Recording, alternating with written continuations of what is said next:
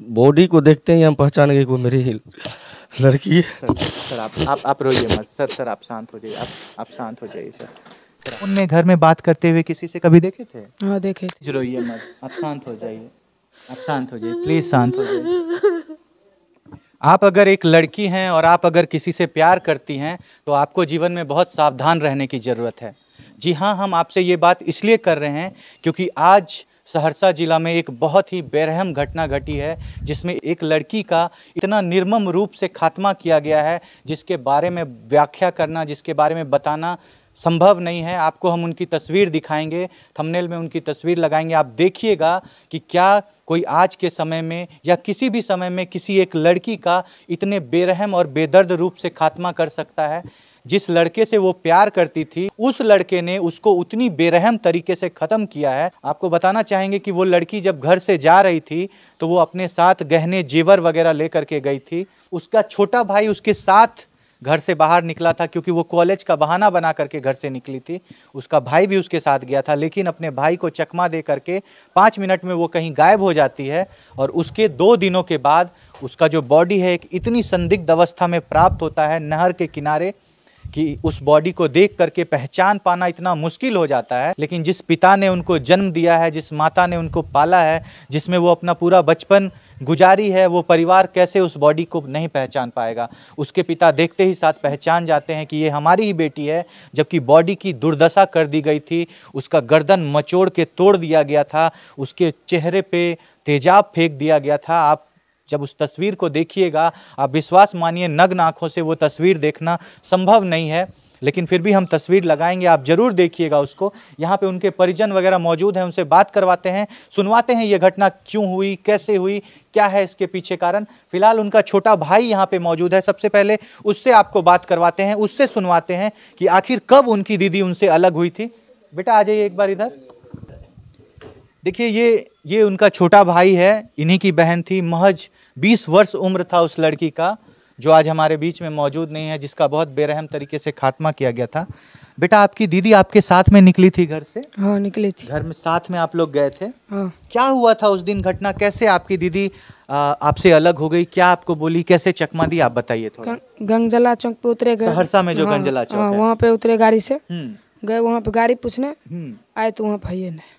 मतलब आप कितना दूर गए होंगे, मतलब कितने? यहाँ से वो छोटा दूर गाछ वहाँ बस थोड़ा ही दूर, मतलब 10 मीटर 15 मीटर गए होंगे, वहां से वापस आते हैं, आपकी दीदी मौजूद नहीं है।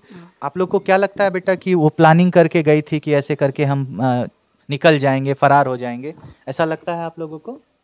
ऐसा ही लगता है? हाँ। अच्छा, रास्ते में जब आप जा रहे थे आपकी दीदी को किसी का फोन आया था? हम पीछे वाला सीट पे थे। पीछे सीट पे बैठ, फिर आपने देखा था कि फोन उन किसी का आ रहा है, इस तरह से कुछ देखा था? नहीं देखे थे, कुछ भी नहीं देखा था। अच्छा, ऐसा लग रहा था कि दीदी मतलब ऐसा कुछ घटना करने वाली नहीं है? लगा था। फोन में घर में बात करते हुए किसी से कभी देखे थे? हाँ देखे थे। फोन में बात करते हुए देखे थे? हाँ। क्या लगता था कि अपने पति से बात कर रही है? हाँ वही लगता। देखिए आपको हम बताना चाहेंगे कि घर परिवार वाले जब फोन पे बात करते हुए देखते थे तो इन लोगों को यही लगता था कि वो अपने पति से बात कर रही है, लेकिन पति का आए दिन ये शिकायत आता था कि जो मेरी पत्नी है वो हमसे कभी बात नहीं करती है। इसमें बहुत सारा षड्यंत्र है, ये बहुत दिनों से ये षड्यंत्र चल रहा था। आखिरकार जब वो लड़की उस लड़के से शादी करने के लिए पूरी तरह से तैयार हो गई तो उस लड़के ने इस लड़की को इसलिए खत्म कर दिया क्योंकि वो इससे शादी नहीं करना चाहता था। वो प्यार का दिखावा, वो भरम फैलाना, ये सारा चीज जो हर लड़कियों के साथ होता है, जो हर कोई वादा करता है कि हम तुम्हारे लिए ये कर देंगे वो कर देंगे, और आखिरकार उस लड़की के साथ इतना अन्याय हुआ, उसको खत्म किया गया। आइए परिजनों के पास आपको लेकर के चलते हैं, उनके पिता से बात करते हैं, सुनवाते हैं आखिर घटना क्या हुई, कैसे प्रारंभ हुई। देखिए ये वही पिता हैं जिनकी महज 20 वर्ष की बेटी आज मौजूद नहीं है। महज 1 वर्ष पूर्व अपने बेटी का इन्होंने विवाह किया था। होली में उसका विदाई होना था, वो अपने घर जाने वाली थी, लेकिन विदाई से 1 दिन पूर्व वो अपने घर से फरार हो जाती है, उसी लड़के के बहकावे में जिस लड़के ने आज उसकी इतनी बेरहम तरीके से उसका खात्मा कर दिया है। आइए पिता से आपको जानकारी दिलवाते हैं। सर, जब आपकी बेटी की बॉडी मिली, आपने वो बॉडी देखी थी? बॉडी को देखते ही हम पहचान गए कि वो मेरी ही लड़की है। सर आप रोइए मत सर आप शांत हो जाइए, आप शांत हो जाइए सर आप शांत हो जाइए, प्लीज़ सर आप शांत हो जाइए। देखिए हमारा काम है ऐसे स्थिति में परिजन से इस तरह का सवाल करते हैं, चूंकि हमारा काम है इसलिए हमको करना पड़ता है। हम समझ सकते हैं अभी इनके ऊपर क्या बीत रही होगी।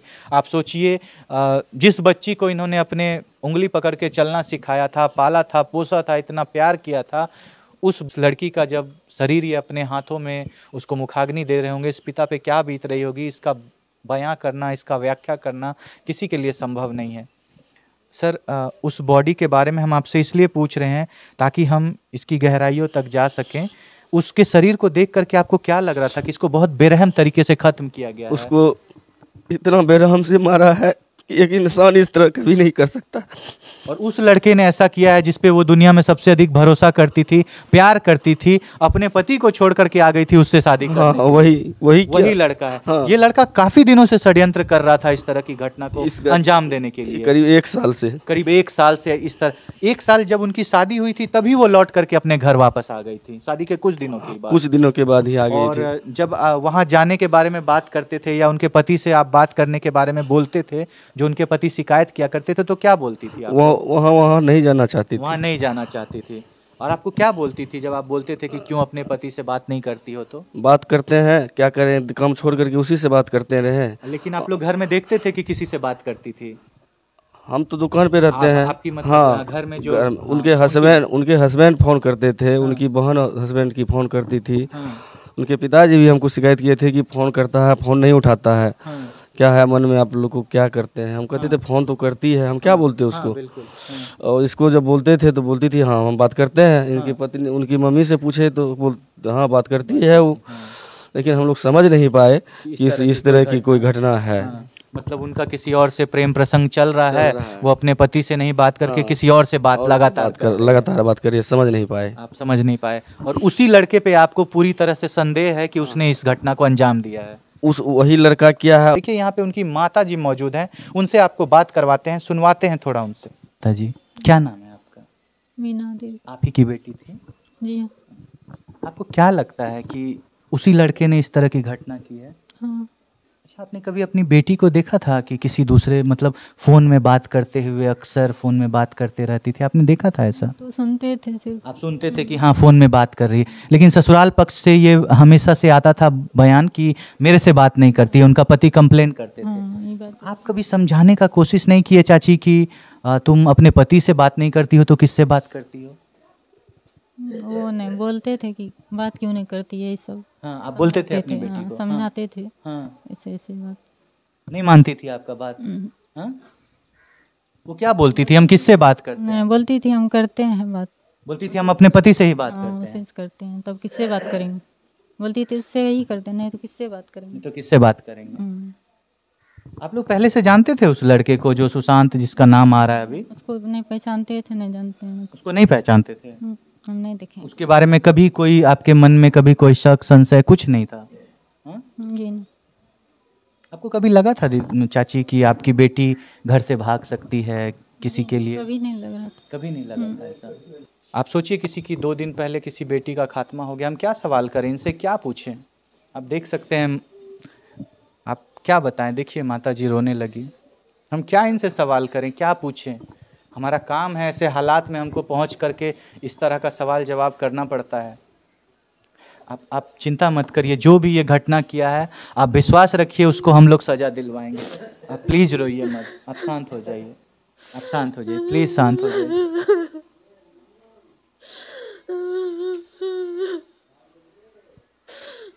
देखिए यहाँ पे दादाजी मौजूद हैं, उनसे बात करते हैं, आपको सुनवाते हैं। नरेंद्र साहब जी अहाँ की लागे छियै लड़की के? लड़की के लगबे दादा लगबै? ओहो। कहियो कनिए ने पहले शांत भए जाइए। अहाँ कहियो लागे रहे कि अहाँ बेटी के कोई खत्म कर देते है ना? नहीं कहियो नहीं कहियो के ई घटना में शामिल छै दादाजी? की लागे छै अहाँ के शामिल छै, के कहने छै ई घटना? घटना के केलकै? घटना तो आब सबको विश्वास करे छै जे पहिने करलकै वएह करलकै। जे पहिने लड़की जेकरा साथे फरार भए गेल रहे वह ई घटना कैल। हाँ हाँ बहुत बुरा तरीका से खत्म करने छै दादाजी। अहाँ देखने रहिए लड़की के? नहीं लड़की के नहीं देखले, हम गांव में नहीं रही। नहीं रहिए गांव में? आइए अलिए हाँ लड़की के नहीं देखने रहिए? नहीं। बहुत बुरा तरीका से खत्म करलकै अहाँ के पोती के। हाँ सुने छिए।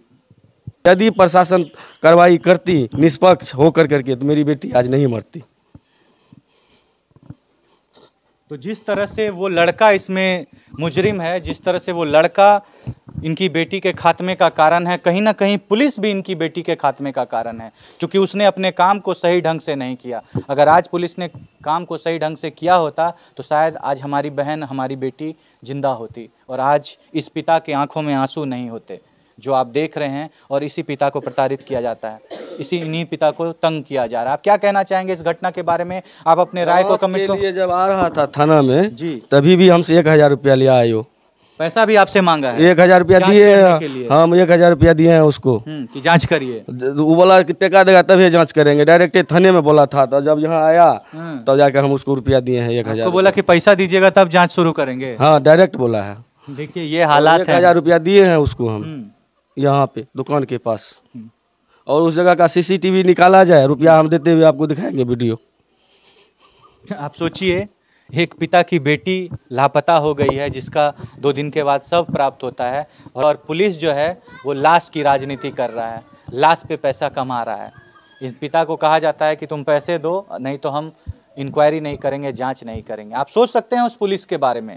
और वही आयु आज कह रहा है तुम अपने जमाई पे करो FIR, तुम ही मारा है, तुम पे 302 करेंगे और तुमको फंसाएंगे, तुमको जेल भेजेंगे हम गिरफ्तार करके।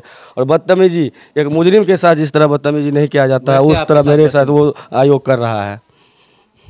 आप क्या सोचते हैं इस तरह की घटना के बारे में? आप क्या सोचते हैं ऐसे पुलिस के बारे में? आप क्या सोचते हैं उस लड़के के बारे में जो पिछले कई दिनों से षड्यंत्र कर रहा था? आप अपने राय को, अपने विचार को कमेंट में जरूर रखिएगा। हम छोड़ जाते हैं आपको इन्हीं सवालों के साथ। मिलते हैं आपसे अगले वीडियो में अगली केस के साथ। तब तक के लिए सावधान रहिए, सतर्क रहिए। जय हिंद, जय भारत।